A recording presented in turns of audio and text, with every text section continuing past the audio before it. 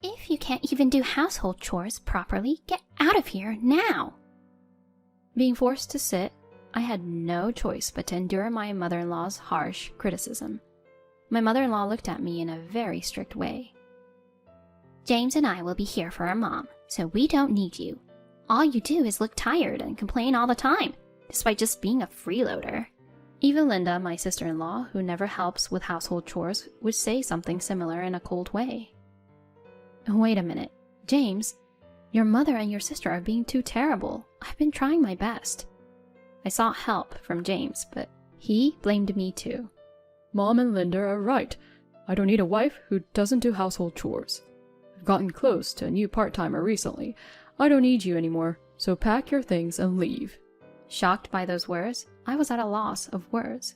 The three of them cursed at me, saying, "Get out, and useless wife." While hearing that, I clenched my fists. After using me like that for so long, they dared to throw such words at me. I'll get my revenge. But keeping my composure, I turned to the three of them and said, "Is that so? I understand, I'll leave." The family who always put their burdens on me, their downfall will begin now. My name is Emily. I am 32 years old, working for a company while also being a housewife. Nowadays, many women continues to work even after getting married. I also love my job and have been with the company I joined after graduating from university. One morning while preparing for work, James approached me. Hey Emily, can you do this for me? Tax season is coming up. What James handed over was a bunch of receipts and invoices. Again, the documents for your shop? It's your shop, so why don't you do it yourself? I warned him in a serious tone, and James avoided my eyes and continued. You know, I'm not good at this kind of thing, right? Please, help. James and I have been married for 5 years. I used to frequently go to a restaurant where James worked. We got to know each other there. And after several dates, we got married. James now runs a cafe, which was his longtime dream, but he throws all the tedious work like inventory checks, paperwork, and accounting onto me. As I reluctantly headed to the entrance, this time my mother-in-law Kriya spoke up. Emily dear, I'd like Chinese food tonight. Alright, could you please go for groceries? Why? You should just come home early and go. Also, Linda and her kids are coming this weekend, so please, prepare meals for the kids too.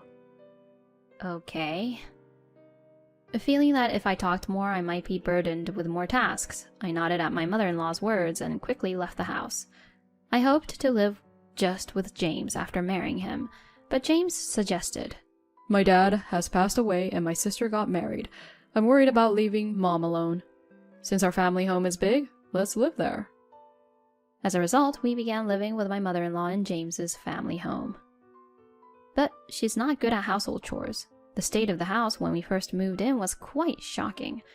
After my father-in-law passed away, she lived on a pension, which she often spent on eating out because she was too lazy to cook. James says, Housework is a woman's job. It doesn't help at all, so I have to do all the household chores while working. In addition, almost every week, Linda, my sister-in-law, brings her kids. Every time that happens, my workload doubles, so when I heard they're coming this weekend, I let out a huge sigh. And that depressing weekend arrived. I wanted to relax on my days off, but Linda asked me to play with her kids and also prepare meals. While I was busy, Linda told me something unexpected. By the way, Emily, I'm getting a divorce. I'm going to live here with the kids from next month. What? What? Is there an issue? No, that's not it. That must have been tough. When did you plan to move in? I want it to be as soon as possible. Living with my sister-in-law and her children is about to begin. I was surprised for a moment, but I quickly changed my mind. Since my sister-in-law had been a housewife until now, she will probably help out with the household chores. That should lighten my burden a bit. Although I'm not particularly close with my sister-in-law, I tried to see the bright side and go about my day. However, I soon realized that I was being naive. Like my mother-in-law, my sister-in-law does nothing. She's either sleeping, eating, or watching TV. She neither does household chores nor do any work. It seems the main reason for her divorce was that she didn't do any housework. Now I have to take care of everything, from household chores to preparing meals and making her children's favorite meals, and even preparing her kids for kindergarten. After a while, I got busy with a new project at work, and the amount of overtime and early shifts increased. As a result, the house became increasingly messy. Coming home to a cluttered mess was truly disheartening. On top of that, all of them started to complain about the meals not being ready or being too late. Moreover, because I was too busy to keep up with housework, my mother-in-law and sister-in-law started to criticize me. "Emily, the laundry is piling up. Just because you're working doesn't mean you can slack off." "I'm sorry, but I'm too busy with work to do any housework." When I tried to argue, my sister-in-law immediately interjected. "Oh, Emily, standing up to your mother-in-law? You're brave, and you've been buying supermarket ready-made meals recently, haven't you? That's not good for the kids. But Linda, if you're at home during the day, I wish you could help out a bit." "How selfish. James runs his own business, so you don't need to work. If you're working by choice, then you should handle the housework perfectly. It's unbelievable that you'd make Linda help." I was stunned and at a loss for words, but the two of them looked at me as if it was only natural for them to say those things to me. That night, having reached the end of my patience, I discussed to James about it. "I'm too busy with work to manage household chores. I wish your mother and sister could help out a bit." You're not seriously thinking of leaving household chores to my mom and sister, are you? He glared at me as he said this. I couldn't hide my surprise and responded, "Of course not, but it's really hard for me to manage everything on my own. At the very least, I wish you could help." I'm busy. Running a shop is not the same as being an office worker. You probably can't understand the difficulties of managing a business. Household chores are a wife's responsibility, not a husband's job. "But I can't handle it anymore." All he did was just went to sleep, and I was left alone with my frustration. However, I soon had a great idea. I believed this would be a good solution. I quickly took out my smartphone and ordered several items online, then went to sleep. A few days later, the new appliances arrived: a fully automatic washer-dryer, a cleaning robot, and a dishwasher. If no one would help, I decided to at least get devices to reduce the household burden. While the technician was installing the dishwasher, I heard my mother-in-law and sister-in-law. "When did you decide to buy a new washing machine? What a waste when the old one still works." "But Kriya, that washing machine was old, and with this one, you can wash and dry at the same time, making laundry much easier." "What's this? All new appliances, a cleaning robot, and a dishwasher? Emily, come to my room." As I entered the room as instructed by Kriya, both Kriya and Linda were sitting side by side, ordering me to sit. To my surprise, James was also there, sitting arrogantly next to Kriya. May I help you?" When I asked, my mother-in-law screamed at the top of her lungs. "What do you mean, buying all these expensive appliances just to slack off? What were you thinking?" I wasn't trying to slack off. I just thought it would be nice if household chores could be a little bit more efficient. "Efficient? That's just an excuse for being lazy.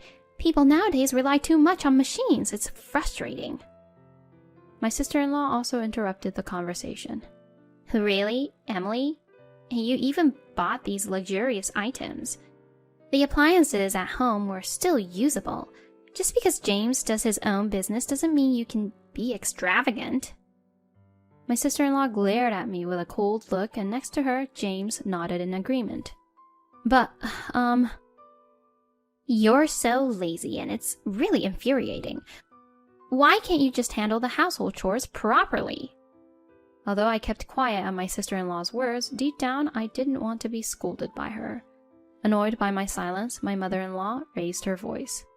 "If you can't even do basic household chores, then get out of here."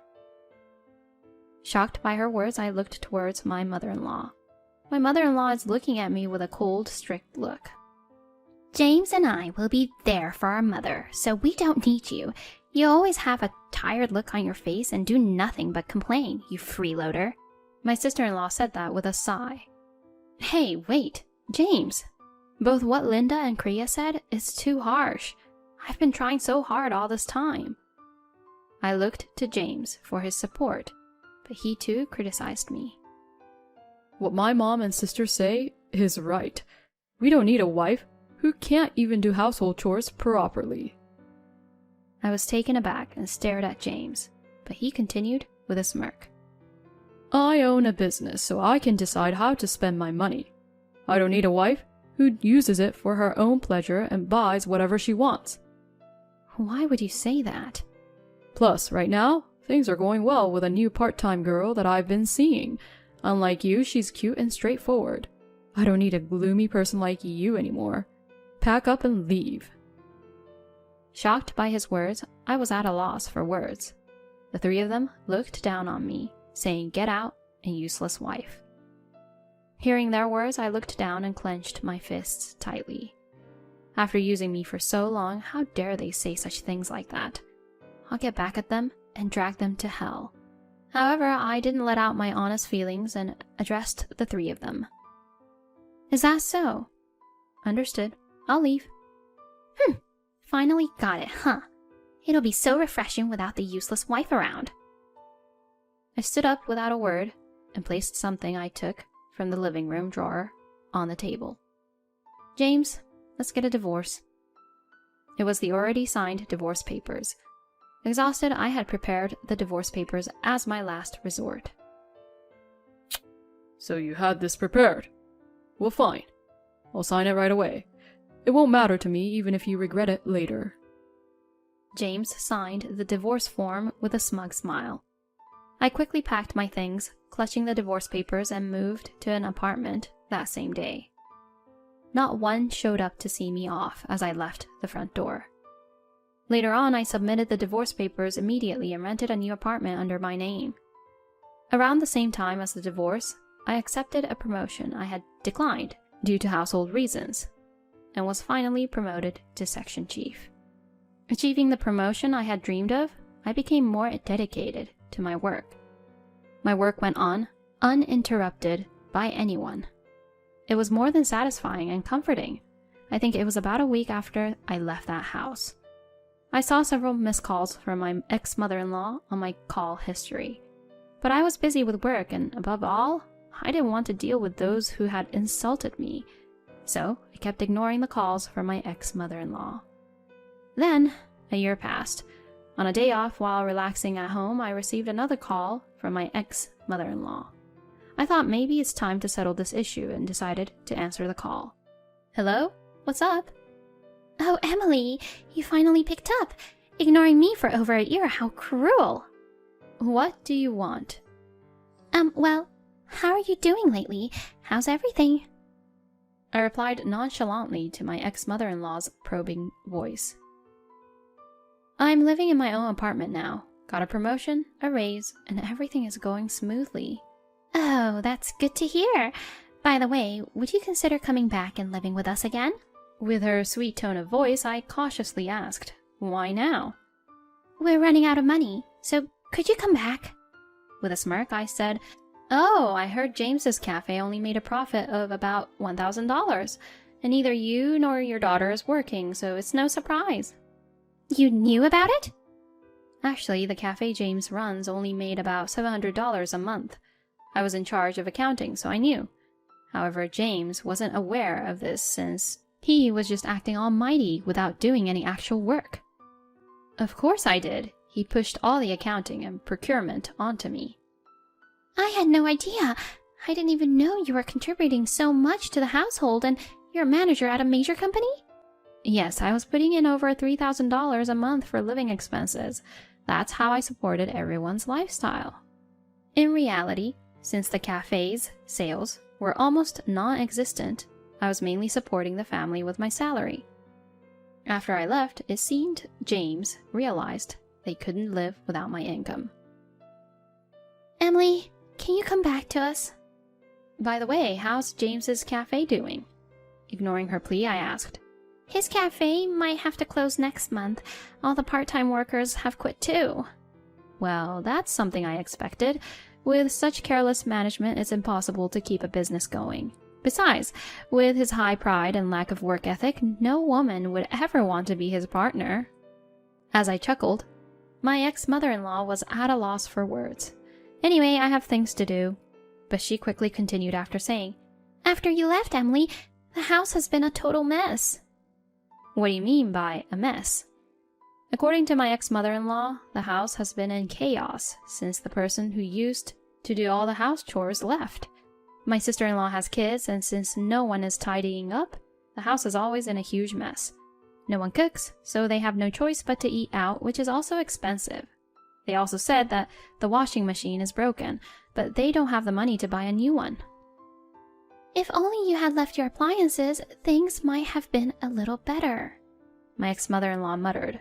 What are you talking about? You said those appliances were for lazy people, and you didn't like them, right? And what's wrong with me taking what I bought with my own money? I might have spoken too harshly, but I never imagined that things would become like this just because the person doing the chores left. I argued back to my ex-mother-in-law, who was quite upset. Why can't you three adults handle the housework? What are your elder daughter and James doing? She said in a quiet voice. The thing is, since one of the part-time workers quit and James found out about the state of the business, he's been in a bad mood and doesn't do anything. He just lazes around at home all day. I see. He did say that as a business owner, he had the freedom to spend his money. On top of that, Linda refuses to work no matter how much I ask. She doesn't do any housework, and she even begs me for money for her and for her kids' allowance. My pension will run out soon. Really? Your daughter once told me that you all don't need me. I said that coldly to her, and my ex-mother-in-law began to beg me. Please, can you help us? We're struggling. My pension isn't enough. Sorry, but I have no intention of returning back to that house, and your son and daughter seems to be very lazy. My ex-mother-in-law was at a loss for words. Just as I was about to hang up, she pleaded desperately. Emily, we've reflected on our mistakes. Please, come back. Let's live happily together again, okay? Do you think you can live happily with a useless daughter-in-law? Even though she was taken aback, my ex-mother-in-law still tried to persuade me. Please, we're begging you. We're not a family without you. If things continue like this, we won't be able to pay the property tax and we'll have to give up our house. I have no obligation or any love to help you all out. Please solve your problems on your own. After all, I'm a useless daughter-in-law. Goodbye. Ignoring my ex-mother-in-law yelling on the other side of the phone, I hung up the phone and blocked her number.